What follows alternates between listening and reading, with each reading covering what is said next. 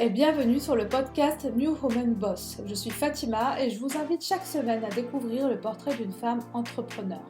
L'objectif, mettre en lumière des rôles modèles de femmes, parler business, stratégie, produits et digital, afin de vous faire bénéficier de leurs conseils et vous aider à avancer dans votre projet. Le but, vous inspirer, vous motiver et vous donner des idées. Et en plus de recevoir chaque semaine une invitée pour parler business, je vous invite à progresser, apprendre avec une experte dans son domaine qui viendra sur plusieurs épisodes hors série apporter son expertise. Les expertes, ce sont des épisodes plus courts pour que vous ayez le temps d'écouter, d'apprendre et de mettre en pratique. Cette semaine, nous continuons la série sur la communauté avec l'experte Siam Lo, Community Builder. Dans l'épisode précédent, nous avons parlé de ce qu'est une communauté et de l'importance d'en créer une. Aujourd'hui, dans ce second épisode, nous allons voir comment la créer, quelle plateforme choisir, à quelle fréquence animer sa communauté et comment la faire croître. Siam nous donne toutes les réponses à ces questions dans cet épisode. Et avant de laisser place à Siam, merci de prendre une minute pour noter et commenter le podcast sur Apple Podcast. C'est très important afin de faire vivre le podcast le plus longtemps possible. Je vous souhaite une très belle écoute. Hello Siam. Hello Fatima. Merci d'être là pour ce second épisode. Alors sur la communauté, on a parlé la semaine dernière pourquoi créer sa communauté, est-ce que c'est qu'une communauté? Et pour ce nouvel épisode hors série, on va parler de comment créer sa communauté, l'animer et la faire grossir. Donc je te laisse nous expliquer tout ça aujourd'hui. Ok, très bien. Donc aujourd'hui, je vous explique comment on crée une communauté. Alors comment on crée une communauté? La première chose qu'on doit faire, ça va être de choisir sa plateforme. La plateforme sur laquelle la communauté va pouvoir exister. Donc je vous rappelle par rapport à ce que je disais la dernière fois, la colle de la communauté, c'est l'interaction entre ses membres. Il n'y a pas de communauté si les membres n'interagissent pas. Donc, entre autres, c'est un des piliers. Donc, ça veut dire que quand je vais choisir ma plateforme, il va falloir choisir une plateforme sur laquelle les membres vont pouvoir se connecter facilement. Il va falloir également choisir une plateforme sur laquelle les membres vont pouvoir faire des choses ensemble, apprendre des choses ensemble, mais en tout cas, voilà, d'avoir vraiment ce côté les membres ensemble. Donc ça, moi, je vais faire un focus là aujourd'hui spécifiquement sur des plateformes gratuites, parce qu'il existe aujourd'hui des plateformes payantes.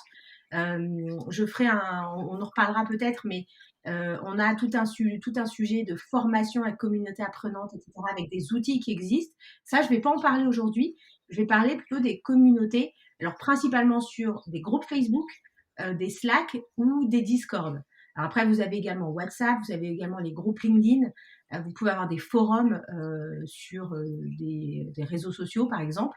Mais voilà, on va parler de ces plateformes payantes. Alors, comment on choisit sa plateforme? Tu vas nous expliquer justement comment on a choisi cette plateforme? Oui, voilà, comment on va choisir sa plateforme? Donc, alors le premier point, c'est qu'il faut que les membres se connectent, comme je vous l'ai dit, c'est-à-dire que les membres puissent se parler entre eux.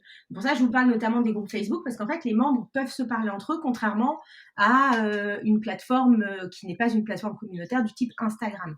En fait, sur Instagram, les membres ne peuvent pas vraiment se parler entre eux, ne peuvent pas se connecter en dehors de la personne de l'influenceur ou de la personne qui poste la photo. Donc, on va parler de la façon dont on choisit. Alors, on choisit sa plateforme d'une manière tout à fait pragmatique.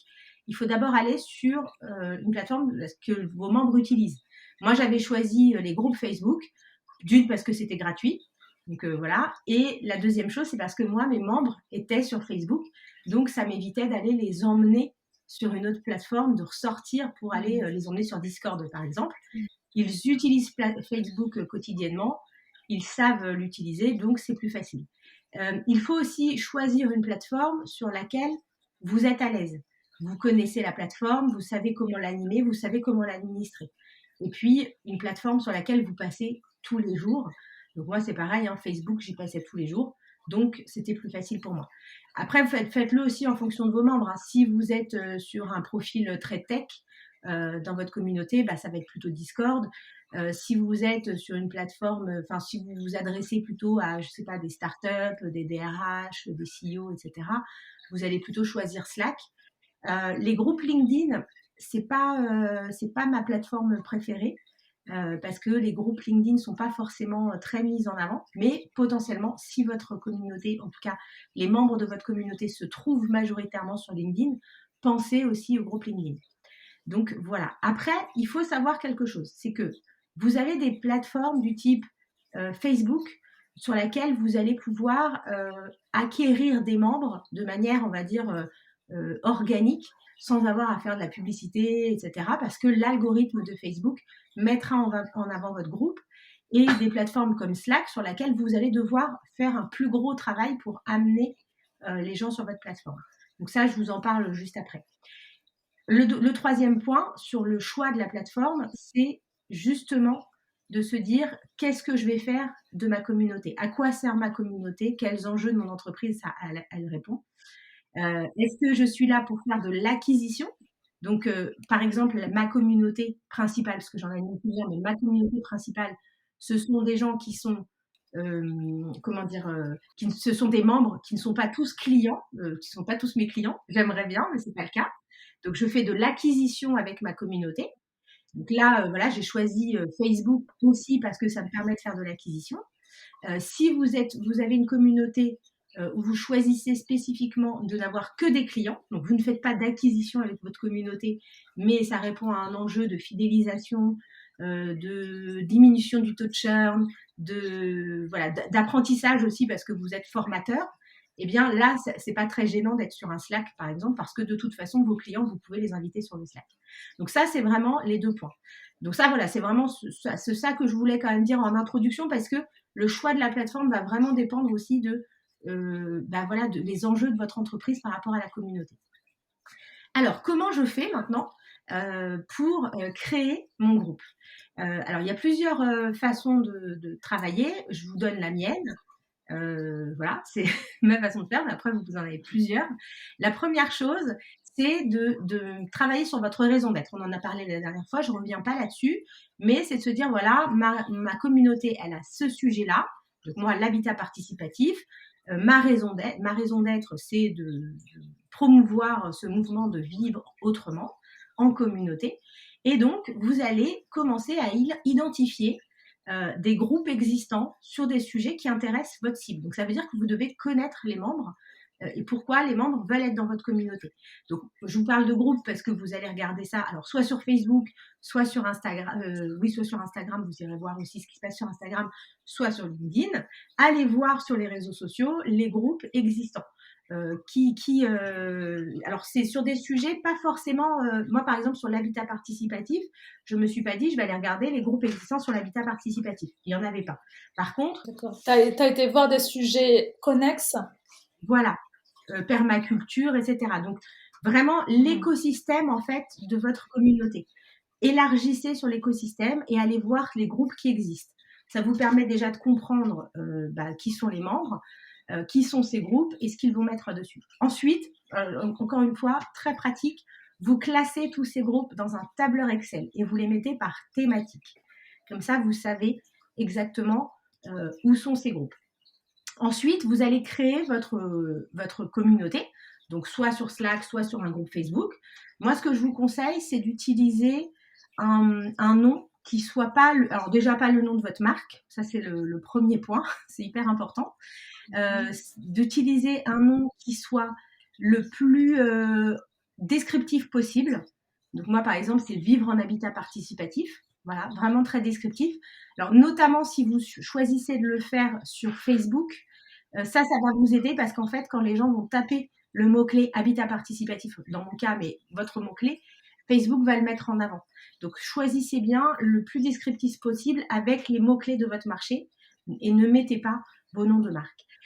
Si vous êtes sur des plateformes du type réseau social, créez un groupe privé avec des questions à l'entrée. Alors, les questions à l'entrée, ça permet déjà. Et comme tu disais, donc on identifie l'écosystème des groupes qui existent déjà pour pouvoir y participer, j'imagine, intégrer ces groupes, y participer et ensuite amener vers notre groupe. C'est ça. Alors, c'est d'abord, dans un premier temps, pour comprendre un petit peu les questions qui se posent dans votre écosystème. Et surtout, comprendre qui sont vos membres. Parce que c'est ça, en fait, le truc, c'est de bien comprendre qui sont les membres. Après, oui, tu as raison. on va utiliser ces groupes pour faire notre publicité, entre guillemets. Mais dans un premier temps, ça permet vraiment de comprendre ses membres. Voilà. Donc voilà. Donc de savoir quel sujet ouais.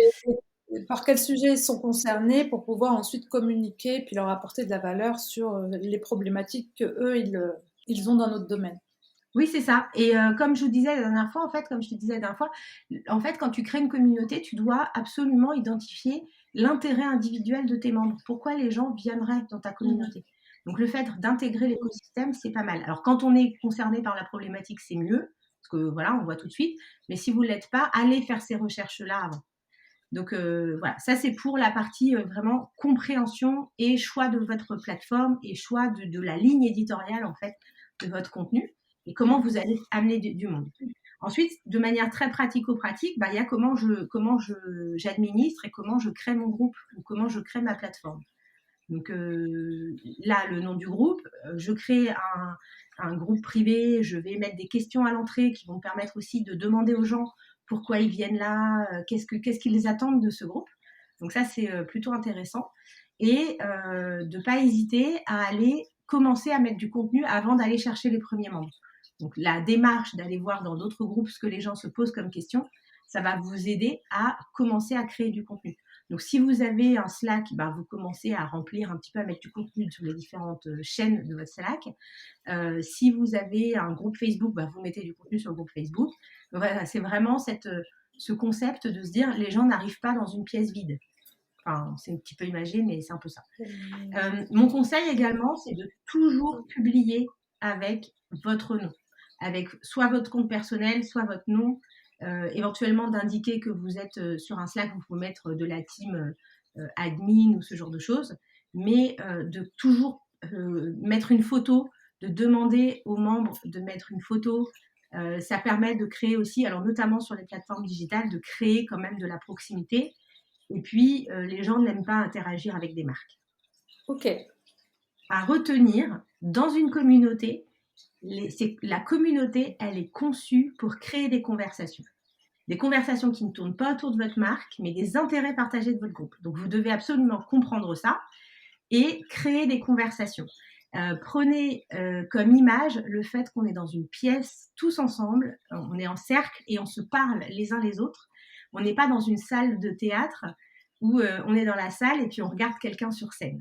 On n'est vraiment pas dans cette dynamique-là et on doit créer des conversations. Donc, quand vous allez initier les conversations, parce qu'au début, c'est l'animateur de communauté qui initie les conversations, eh bien, vous devez avoir ça en tête et à parler des intérêts des membres du groupe. Ne parlez pas de votre marque et ne commencez pas à vendre votre produit parce que sinon, votre groupe, il va mourir dans l'œuf. Voilà. Donc ça, c'est vraiment le point important. Ensuite, moi, je vous conseille d'aller justement, une fois que vous avez bien fait ça, vous avez bien cadré ça, vous avez fait votre règlement de communauté, etc., tout est bien cadré, vous avez des gens qui commencent à arriver, eh bien, il va falloir aller faire grossir cette communauté, aller chercher d'autres personnes. Alors, je parle de faire grossir la communauté, mais ne cherchez pas à avoir trop de monde dans une communauté. Sauf si vous voulez faire de l'acquisition, où là, effectivement, on est entre la communauté et l'audience, donc vous pouvez faire grossir.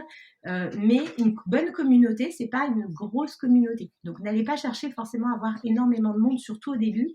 Cherchez plutôt l'engagement des gens, cherchez le fait que les gens commentent, like, postent aussi eux-mêmes, plutôt que ce soit vous qui le fassiez. C'est vraiment ça que vous devez chercher au début. Par contre, pour aller faire grandir votre communauté, eh bien, vous reprenez ce que vous avez mis dans votre classeur, dans votre tableur Excel, voilà, tous les groupes qui existent. Et l'idée, c'est ensuite d'aller, entre guillemets, faire de la publicité pour encourager les membres à rejoindre votre groupe. Donc, comme vous avez bien fait votre travail de recherche sur les groupes de votre écosystème, vous savez un petit peu ce que recherchent les gens et vous pouvez tout à fait aller leur dire écoute, tu as cette problématique, j'ai créé un groupe justement spécifiquement sur cette problématique, n'hésite pas à nous rejoindre. Donc, c'est vraiment de cette manière-là qu'on va faire grandir son groupe, c'est en allant chercher les gens. Ok, très bien. Donc, ce que tu disais, c'est d'aller donc aller voir donc les groupes qu'on a mis au préalable dans le classeur sur lequel on a travaillé avant en amont. et aller, en gros, faire entre guillemets «sa pub» subtilement pour pouvoir amener des nouveaux membres dans notre communauté. Voilà, c'est ça. C'est vraiment alors c'est du subtil, hein, c'est vraiment, tiens, tu as cette problématique-là. Par exemple, bon, imaginons, je vais sur un groupe, de permaculture, les gens qui commencent à se poser des questions sur, leur façon de vivre en disant: «Bah, j'ai pas de jardin chez moi», je me pose des questions. Bah, comment je peux faire pour avoir un jardin? Bah, tu peux aller leur dire: «Bah, voilà, moi je te conseillerais de te tourner vers l'habitat participatif, tu pourras avoir un jardin partagé. Tiens, moi j'ai créé un groupe sur ce sujet-là, justement, on en discute». Tu vois, il faut que ce soit subtil, de ne pas être commercial. Ça, c'est vraiment important. On a tendance à dire aux gens, soyez vendeurs, soyez. D'ailleurs, j'ai vu ton podcast sur le sujet. Mais là, pour le coup, il faut pas être commercial. C'est vraiment, voilà, les membres vont le repérer immédiatement. Et dans la communauté, il faut pas chercher forcément absolument à vendre son produit. Là, c'est un peu contre-intuitif ce que je vous dis par rapport à ce qu'on dit d'habitude. Mais là, c'est vraiment pas ça. Vous devez d'abord chercher à créer du lien, créer créer de la communauté en fait. Hein, c'est vraiment ça. Pensez, vous faites partie d'un club de basket, vous arrivez dans le club de basket, ça fait partie des gens qui vont faire partie de votre communauté. Vous n'êtes pas en train de leur vendre votre produit ou votre truc dès que vous arrivez dans le club de basket. Donc pensez vraiment à ça. On n'est pas là pour faire de la proposition d'offres commerciales et surtout on cherche d'abord l'interaction. OK, interaction. Ouais, c'est vraiment le maître mot, l'interaction, les conversations. Donc voilà. Alors après, n'hésitez pas quand même à annoncer dans votre newsletter que vous créez votre communauté aussi. N'hésitez pas à demander aux membres de votre communauté à s'inscrire dans votre newsletter, puisque c'est surtout là que vous allez vendre, entre guillemets, vos produits. Donc n'hésitez pas à le faire. Et justement, de faire en sorte de basculer, alors notamment si vous faites une communauté dans le cadre de l'acquisition, de vraiment proposer aux membres de s'inscrire à la newsletter et dans la newsletter, du coup, parler de vos produits, de votre service, etc. Ce que moi, je vous conseille aussi, c'est notamment dans les tout premiers membres, moi, c'est ce que j'ai fait et ça m'a permis de travailler sur du long terme, sur quelque chose qu'on verra, je pense, sur le dernier hors-série sur la communauté, c'est le réseau d'ambassadeurs. Au début, n'hésitez pas, pour les premiers membres, donc les early adopters, d'aller échanger avec eux. Alors, si vous êtes sur Facebook, par exemple, vous échangez avec eux sur Messenger, Slack, en message privé, pour échanger sur leurs besoins, leur demander qui ils sont, ce qu'ils veulent, enfin, parler avec eux. Apprenez à les connaître, demandez-leur de partager le groupe aussi, parce que ça peut être de formidables, justement, ambassadeurs.